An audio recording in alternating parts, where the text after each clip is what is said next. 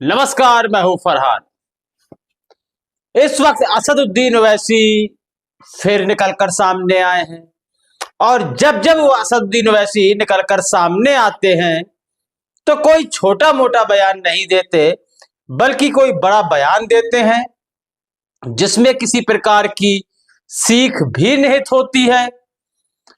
और असदुद्दीन ओवैसी के बयान ज्यादातर अद्वितीय होते हैं, यूनिक किस्म के। जो ढर्रा चल रहा होता है, गाली गलौज नहीं होती, बदतमीजी नहीं होती। और मैं असदुद्दीन ओवैसी की बात कर रहा हूं। इस वक्त भी असदुद्दीन ओवैसी ने मोदी सरकार से बड़ा सवाल पूछा है। वह क्या सवाल है? जब असदुद्दीन ओवैसी ने पूछा है तो महत्वपूर्ण ही होगा। चीन के साथ और रूस के साथ पीएम मोदी ने मुलाकात की। चीन के साथ हमारी दोस्ती फिर से बढ़ती जा रही है। इससे पहले असदुद्दीन ओवैसी ने यही पूछा था कि जिन बातों को लेकर भारत और चीन के बीच शत्रुता शुरू हुई थी, क्या स्थिति वैसी हो गई है? क्या गलवान घाटी में पहले जैसी स्थिति बहाल हो गई है? यह पूछा था असदुद्दीन ओवैसी ने। इस बार फिर तंज दिया है और मोदी सरकार को निशाने पर लिया है। पहले तो मैं आपको यह बता दूं कि 2020 में गलवान घाटी में झड़प हुई थी चीनी और भारतीय सैनिकों के साथ, जिसका परिणाम बड़ा ही दुखद रहा था।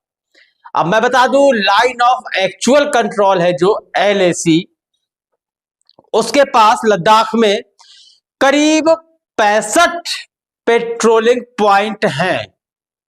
65 ये भारत के पेट्रोलिंग पॉइंट थे। पहले मैंने कहा है, अब कह रहा हूं थे, तो इसमें अंतर है। यह जो भारत के 65 पेट्रोलिंग पॉइंट थे, उन सब में भारत का नियंत्रण हुआ करता था। लेकिन 2020 में गलवान घाटी में झड़प के बाद इन 65 में से 25 पेट्रोलिंग पॉइंट में अब भारत की पकड़ है। 25 में तो यानी कि कितने कम हुए? 40 पेट्रोलिंग पॉइंट अब भारत के नियंत्रण में नहीं है। अब जो चीज भारत के नियंत्रण में नहीं है लद्दाख में, यानी कि वह चीन के नियंत्रण में है। तो इतनी सी बात है कि जो हमने अपने पेट्रोलिंग पॉइंट गंवाए, और 40 पेट्रोलिंग पॉइंट का मतलब आप खुद समझ सकते हैं कि कितने बड़े स्तर में चीन की घुसपैठ हुई थी। उसी को लेकर असदुद्दीन ओवैसी पूछ रहे हैं कि क्या स्थिति पहले जैसी हो गई?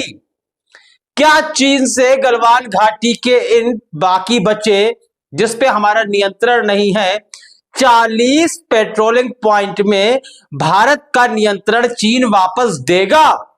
इतना सा सवाल है। इसका जवाब आप हमें कमेंट सेक्शन में दे सकते हैं।